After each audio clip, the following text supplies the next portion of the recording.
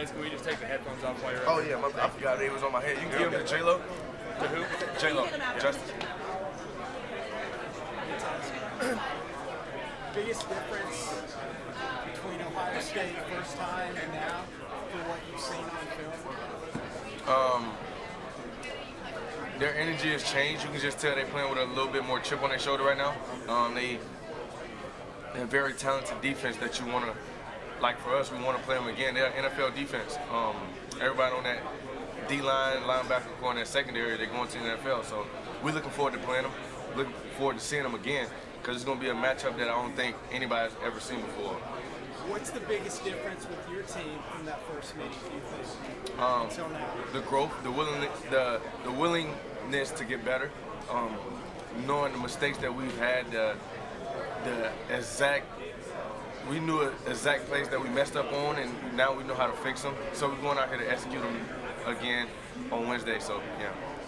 The last thing, biggest difference between playing in the Big Ten compared to the Pac-12 last year, the entire season? Is there a lot of difference between the two conferences? I know some of the schools you had in the Pac-12 are now living in the Big Ten, but was it different?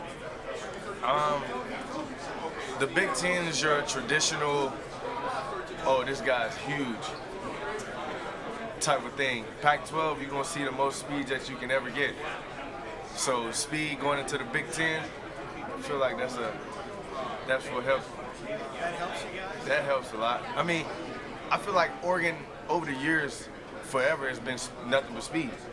I mean, we're not going to change for anybody. How fast can you? If you can't catch a fast guy, you can't catch a fast person, it's hard to beat that team. So yeah, the game is changing a lot, whether it's at the NFL or college. Like you got guys out here now that can actually move and know how to run from the Ray Lewis type. So it's been pretty remarkable how the game has changed over the years. There's a lot of bowl games, man. How cool is it to be part of like the bowl game here for games? This is crazy. The Rose Bowl, I mean, I've never would have thought I'd be in the Rose Bowl from where my journeys came from. But what more could you ask for? You're in the Rose Bowl, you playing for Oregon, you playing against one of the best teams in the entire country. Arguably finna be one of the greatest games that you've ever seen in college football ever. So you can't ask for nothing more better than this. You guys already beat Ohio State, number one, unbeaten. You're unbeaten. You're unbeaten. Is it okay with you? Yeah, it's perfectly fine. That's perfectly fine. There's nothing else to be said about that. Tez, the first game against Ohio State, what made you guys so effective down the passing? I mean, I think just execution of the plays that were called. Just trusting Coach Stein, whatever he called, just go out there and run it to the best of your ability. And when the ball is in the air, go get it. What's the key to winning those one-on-one matches? Like I said, just sticking to your rules. When the ball in the air, go get it, and beating that same guy one-on-one. So, I mean, yeah. Is there any additional confidence going into this game, knowing how well you guys did against them the first time? Confidence comes from your preparation. So every Tuesday, we played this game already. So when we go out there on January 1st, we just got to rehearse it for the fans. Like, I mean, this game has been played 1 million times already. So, I mean, when we get out there, now let's go showcase it for the fans. I mean, let's give them something to cheer about.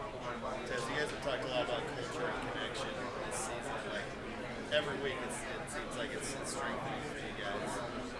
How is that manifesting right now on this type of stage, this type of game? We just know, like, the connection piece about this team, nobody can come in between us as far as connection-wise. Whether that's a receiver hanging out with a D-line, and you don't normally see receivers hanging out with D-line or a cornerback hanging out with an O-line. You don't really see stuff like that. That tells you how connected we are as a team. We trust each other. We're willing to go out on that field with each other and die, literally. So that's how we carry ourselves in going into every game. So, yeah. You guys were preparing for Ohio State the first time around, looking at their corners. And what was the scout report on those guys? All of them was all-league guys. Denzel Burke, probably the smartest corner I've ever seen in college football, other than Kool-Aid McKinstry, because I played him in high school. His IQ for football, knowing the game of football, you know he's a smart guy. You know how He's going to play his techniques. Caleb Downs, you see the guy that can get in the box like a Mike linebacker and go run the alley and make a play. Then you got Jordan Hancock that's really good in coverage in the slot that you got to get to your spot and beat him. He's a really good guy. I'm looking forward to that matchup all night. So then you have number one, the corner over there. He's a really good corner, rangy corner, come from the SEC. But we know his weaknesses, so we definitely going to be on high alert for that Wednesday. You said he's the second smartest quarterback you ever gone up against. How does that show up? How did that show up in that first game? His willing, like he was everywhere where he's supposed to be. If you think you're open, you're really not. Like he's one of those corners. He's sneakily he'll get an interception on you quick if you're not careful. So it's things like that that you don't come across as a corner. So yeah. Do you have any memories, specific memories of the Rose Bowl game growing up? DeAnthony Thomas, Wisconsin. I think it inside zone straight to the house. That's the one I remember. I've never seen somebody run so fast in my life as a kid. When I seen that, I was like, whoa. And then he had the chrome helmet on. Shorty was moving. I like that, yeah. Is there any extra motivation? Like, you guys are undefeated, #1 team, already beat this team, but still, like, you guys are viewed as underdogs in this game? It doesn't matter. Like I said, nobody believed in us in the first place. Why believe them now? So, I mean, we don't care. Underdogs, #1, it doesn't matter. We go 1-0 each week. So, yeah. Tez, when you first heard that Dylan was coming to Oregon, what were your first impressions of getting a new quarterback? I knew Dylan when he was at UCF, and I watched him a little bit because one of my coaches from Troy went to UCF, which is Chip Lindsey and Coach Blackman. So I kind of followed him up a little bit. And did some little research. And when I seen him coming to Oregon, I knew right then and there I need to get with him and get on that field. He got some stuff to him that nobody had seen before. When he's at Oklahoma playing against Texas in big games, like that guy can pull it off. Like you don't see too many quarterbacks in big games pull it off like that, unless you Bo Nix or Patrick Mahomes or something like that. So I mean, like him coming here, it's been nothing but the best for him, his family, his fiance that he just got engaged to. Dylan is a quarterback you want on your team.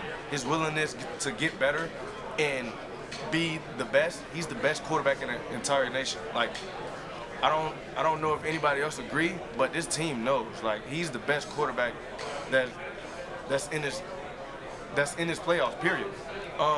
That's a Heisman quarterback right there, and I don't see no other quarterback out here doing the things that he do. I mean, he's 5'2", soaking wet. Boy can throw a ball like a missile. Like, I mean, we love that guy. Like his energy to coming in the locker room every day, a smile on his face, being goofy. Like he the oldest guy on the team, but everyone treats me and him like the youngest. That's the craziest thing I've ever seen. Like I'm the little brother, he's the little brother. Cause I think it's because I height. Cause everybody be like, hey, little bro, I'm older than you. I'm 22 and you 19. You just 6'6". I'm 5'10". Like. Okay, but I love Dylan, love him to death. Can't wait to get out there on Wednesday to play alongside of him. As soon as he do his little circle prayer, send one up, I know he locked in. So let's do it. And how are you guys able to build a connection so quickly? Me and Dylan, we was on the field throwing, and the stuff we've been through on that field, how frustrated we was on the off season, like, cause I demand excellence from him. You can tell he was demanding it from me. And us demanding for each other created something. And it's like, okay, like this guy got something. And I think he knew like how willingness I was to get better as a receiver, and how I knew exactly what ball he can throw. And he was hesitant sometimes in the offseason. And I'm like, if you just throw it, trust me, we're gonna make a play. And now I think he just took that and ran with it. Like, you can build confidence with a person that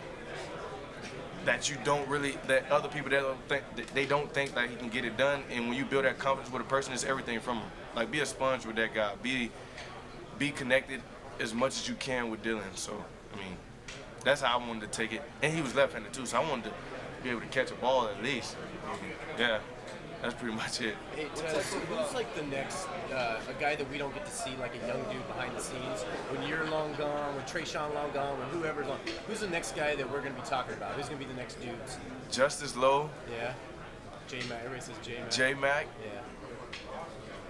Yeah. You got Jack Wrestler in there. You got a freshman that's coming in, Decorian Moore. That's going to be really, really good for the Oregon Ducks. Sneakily, Jack Wrestler going to come in there, going to be your guy that's going to have some grit to him. Who was the first guy you said, Lowe? Justice Lowe. Yeah. Why did you say him first? Why did he come to mind first? He's the smartest guy I've ever been around. How besides so? my little brother, Caleb. He know every play. Okay. Guy's a 4.0 student. Okay. Fast as can be. He's shifty. He'll get you right off the line and run right past you. Okay. Justice is, I mean, you can't say nothing else about Justice. Justice should win an award of how connected he is in the receiver room. Like I learned from Justice so much this year. Some routes out there I give credit to Justice. Like it's some releases I could go out there and I couldn't do if I didn't watch Justice. And I take that as I give Justice all the praise for some of the releases I do. You can learn from him in so many ways just by the way you carry yourself in the locker room. What about Dante Moore? What you seen out of him? Dante Moore? Yeah. He'll be a Heisman finalist next year. Really? 100%. Next year? Next year. Why? It's something you ain't seen yet. That boy can throw a ball like no other. I've never seen nothing like it. Like he's so ready. Really? He's so ready to play. And you can just tell. Like we can put the twos in at practice, and they go out there and look just like the ones. Really? So I mean, you don't have a fall off. The standard the standard that the first group has for the entire team, it's a waterfall cycle. It goes from the ones to twos to threes. Like it's a waterfall cycle. Like you don't see a single fall off, because you see the freshman that comes in and you see some talent that you ain't never seen before. You like, whoa, there's some guys that they went and got out of that portal is crazy, and you don't even know where these people come from. They just popping up. Like it's some freshmen that already came in. You like, whoa, who you? Like, girl, you 6'7". Like, where you come from? Like, how do you where do you come from? So it's, yeah. You look at a guy like Dante. He was such a hyped recruit, and a lot of those guys come in, and you're like, yeah, he's big head or cocky, but everybody says he's pretty, like he's a dude, like kind of like Dylan, gets along with everybody. What have you seen leadership-wise? He's a dude. Like you said, he's a dude. Dylan and Dante, they work together every day. They hang out every day. Like they want to get better every day. Dante asks questions like he's the starter in meeting rooms. Like if he don't understand something, he can get up there, ask a question, and be like, hey, how did this work? They explain it to him. All right, back, boom. He can get up and teach it to the entire film room, and we sit back listening to him. Like he's the starter, like he's going out there and prepared to throw the ball to Trayshawn Holden or Justice Lowe or something. So, I mean, when you got a guy like that as your backup, ain't no need to get nervous if something happens. God forbid, but. What was the craziest thing you seen him do in practice or scrimmage or something? A no-look 60-yard bomb. When was that? Recently. Yeah. Recently, which is crazy. And he turned around like a fadeaway like he's Steph Curry. Like he's one of those guys. Like he can find a window and throw it in between the O-lineman head and hit a dig route. You don't see stuff like that. Like that dude is good. Like you can go ask anybody about Dante Moore and how he throws a football and watch what they say. Yeah. The guy's talented.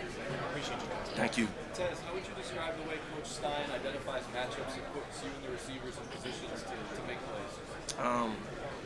He explained them he explained them very well. Coach Stein, you know, he's a quarterback guy. He dials up the plays. We run the routes. He knows exactly the leverage. He always talk about all the time, like how he beat Teddy Bridgewater out. He played over Teddy Bridgewater, so he knows exactly where the ball should go. So we take his plays that he draws up is crazy. Like he's a guru when it comes to offenses. Like he knows exactly what ball is going to be open. Like, hey Tez, be right here in this spot. That ball will hit you right here on the hash. Yes, sir. Take that in consideration and hit me right there on the hash. I'm going for 60. So it's like things like that you don't take for granted as a coach. Tez, when you look at this Ohio State team back in October to now, what do you think is the biggest difference in them? They playing with a little bit of chip on their shoulder right now. And we see that. They're a really good team. They're a hot motor team. They got really good coaches behind them. So, I mean, we playing with a chip too. They're not the only ones. So, speaking of that chip, some of the players have about that loss every game to you guys. Does that surprise you at all? Not surprising at all, because it would have haunted us too. So I mean, you lose a game that close by 1 point like that, it's gonna hunt you a little bit. No matter what game you play, you're gonna be like, what's the most game you're looking for next to? Now they're gonna say the next game. Nah, it's really gonna be that game they lost to. If you think about it, and if you go back and watch Ashton Genty of what game he wanted back, it's Oregon. It's the Oregon game he won. So I mean,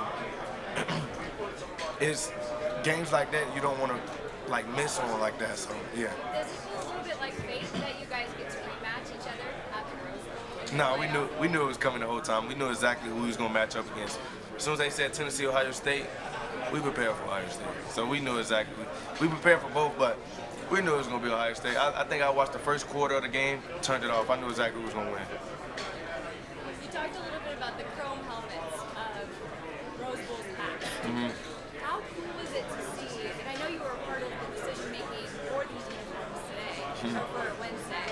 How cool is it to see some of those past histories and traditions come alive in your uniforms that you get to wear? It's amazing.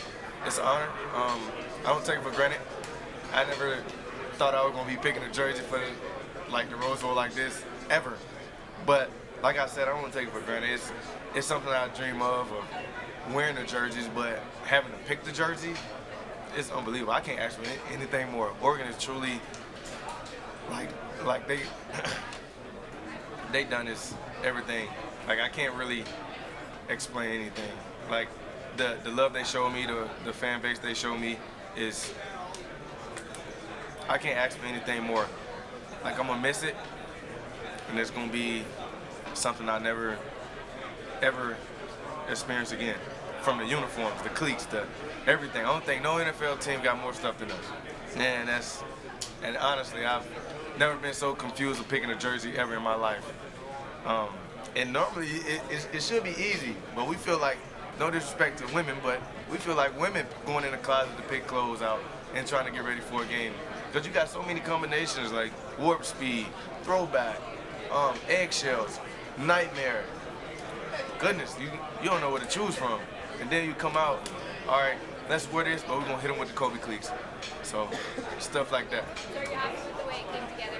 Oh yeah. I wish they would have picked like T. Ferg for the drip combination. They had Kobe Savage tucking his shirt in, so it was like, we gotta get his drip up a little bit. So yeah. Have you had a minute to reflect on this season, your last season as an Oregon Duck? You're at the Rose Bowl, iconic Granddaddy of them all. And have you had a minute to kind of sit back and soak that up? Last night, my girlfriend Layla texted me and said, she sent me a picture. And I was thinking about the game. I was twitching, like trying to go to sleep, but I was just playing the play in my head, like what plays gonna make. I'm twitching. And she sent me a picture, and I see my face on the billboard, and I just broke down crying. I'm like, there's no way I'm here right now.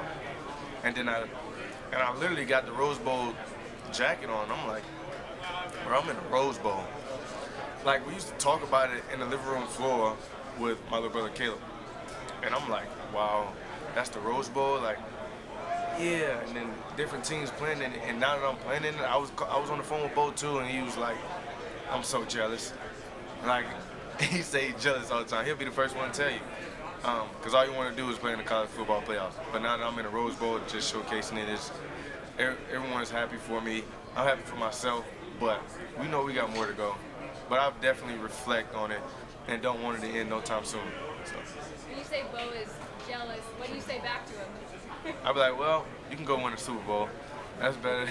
That's better. You can go win a Super Bowl and be one of the best quarterbacks in the entire country. He's very excited to watch us play. He'll be at a game here soon. So when he come, it's going to be electric when he come back. I can't wait to see him. I haven't seen him since he got drafted. Just texting him every day after the game. Even though he had my heart going in and out my chest, Broncos versus Cincinnati is games like that I watch him play, and you see like, wow, that kid is still doing the same thing he's done since a kid. So I love him to death. Can't wait to see him. He's my brother. So yeah. Thank you. No problem, Brett. Ohio State's secondary, they've obviously got a couple different body types, Davis and Denzel Jordan. What's the challenge in going up against those three guys where each guy presents a little bit of a unique challenge? Jordan Hancock. Yeah. I'm looking forward to that matchup all night with Jordan. Jordan is a really good guy that has very unique technique to his game. Denzel Burke is he's very highly intelligent. He knows exactly what to be. He knows exactly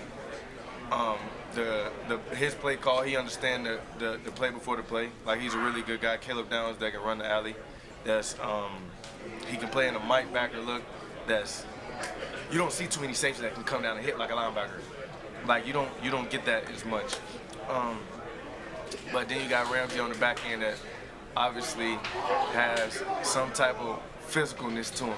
He loves to get in the run game too. So these guys, that secondary, they're NFL secondary. And I don't take anything for granted when you're playing guys like this. This is going to be the game of the century. I'm going to tell you right now, it's going to be a game that everyone's going to remember. You mentioned Jordan kind of having a unique skill set, kind of unique technique. What about it? He's a rangy slot guy. Normally you see the guys in the slot, he's a little short. You can move bound pretty easy. He's rangy. He got long arms. You got to get up on him close. Like, he's one of those guys that can change your entire game plan if you're not careful. And I feel like he won that battle against me the first time we met. So I'm looking forward to it. When you guys played the first time, you guys hit a couple big shots on him. How do you anticipate kind of changes that they're going to make where they might diversify some things, change some things up? How do you guys anticipate that, not kind of knowing what that's going to be? We go in and play our game plan. Whatever they throw at us, we adjust. The team that's being able to adjust quickly will have success. Go out there and play the play. Go out there and execute the play. Go out there and trust your brothers and make it happen. So, have fun at the end of the day. When you have fun and play like a little kid, you're going to have success. Yeah. Yeah, Tez, I recently saw on Twitter, actually, it was just a random fan, but they quoted a tweet and they said, Tez, man, he's moving up my all-time favorite Ducks ranks.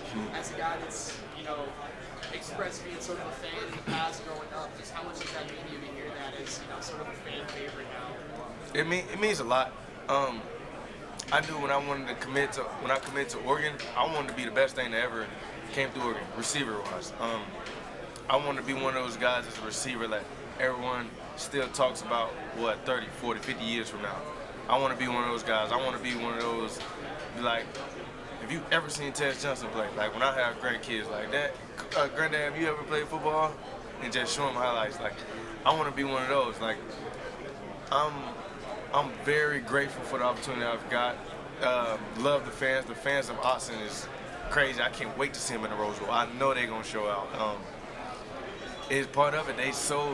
Oregon is a fan base of everyone. They love you. No matter who's the quarterback, no matter who's the receiver. I've never seen so many loving people in a stadium. You don't come across a stadium like that ever. Normally, if you're doing bad at one stadium, they're gonna bash you until you can't get enough. Oregon is not like that. Oregon is one of those that you have a bad game, that next game they're gonna be cheering you on like you just committed it. And I love them for that. My parents always tell me, like, they love coming to Oregon for a football game.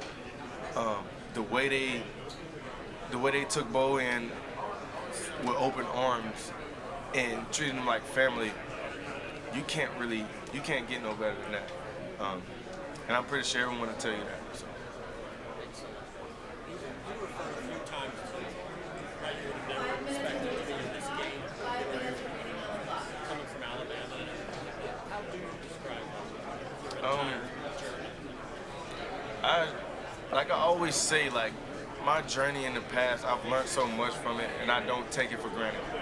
Like, I've overcame some things when I was younger and in college of all the naysayers and who didn't believe in me to be even here, and it kind of creeped in my head and thinking, like, I can't be here. Like, I almost let it get to me. And if it wasn't for my dad, I don't know,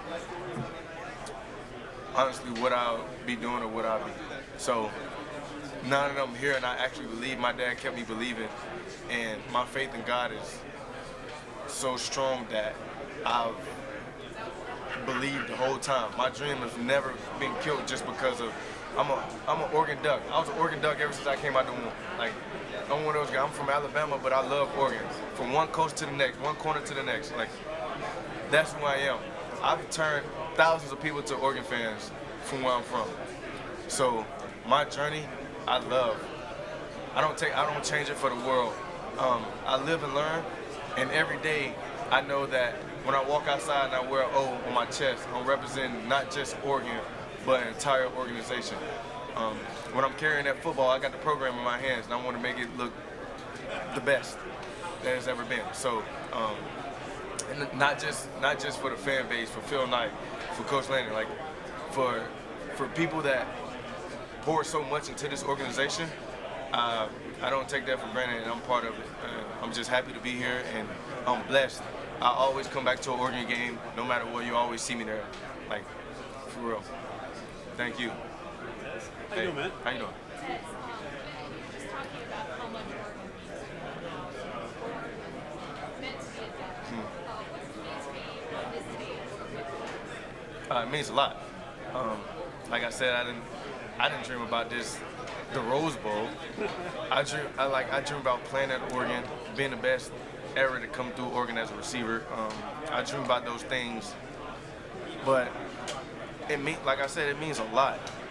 Like being able to, you go to practice, you see Phil Knight, racing D'Anthony Thomas and winning in the race against D'Anthony Thomas. I done watched this guy when I was a kid. Like seeing little Michael James and walking into his restaurant, Keyshawn Bonner, like LeGarrette Blount, like all those guys you see, and you see Josh Huff, Farrell Brown, like coming to the games. I'm like, bro, I used to mimic Farrell Brown in the middle of the road, and I'm like, okay, like I'm really here at Oregon. It's so real for me.